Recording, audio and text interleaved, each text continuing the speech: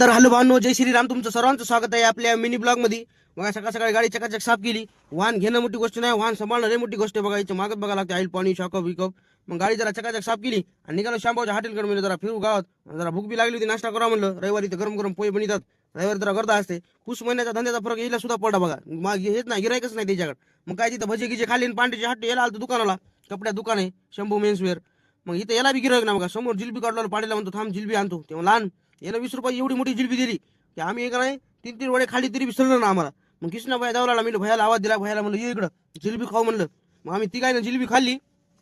Number 1 बनवते बघा जिलबी, एकटंच राहते, कमाल आहे तिची. आणि नंतर मग तिथून निघालतो सुरेशभाई दुकानाकडे. मग वैभव हनुमान म्हणला सोडतो तुला चल. मग तिथून आलो बघा. हे संभा डॉन आहे बघा, संभा डॉन म्हणतात त्याला. हे लय जडते माणसाला बघा, लय खतरनाक माणूस आहे. लहान असो का मोठा असो, दोस्तच आहे तिची. कसा पळायला म्हणला, नको व्हिडिओ काढायला मग. आणि नंतर भैया हे का नाही खुर्चीवर झोपायला लागला बघा 1:30 वाजता. म्हणलं आता घराकडे जावं लागतं, याचा आळस मलाच आला. असं अंग भरून आलो की सतीश सरला म्हणलं भैया येतं मला घरी नेऊन सोड. सरनं मला सोडून 2 वाजता झोपलो की 5लाच उठलो. नंतर आपली गाडी काढली आणि मी आपल्या झारच्या डब्यातलं पाणी संपलं होतं. मग पिंटू मामाच्या इथं आलो, झारचं पाणी घेतलं भरून. म्हणजे आपल्या सोबत असलं कधी प्यायला होते. असा काही दिवस गेला भावना आपला. व्हिडिओ कसा वाटला तर सांगा, लाईक फॉलो शेअर करायला विसरू नका.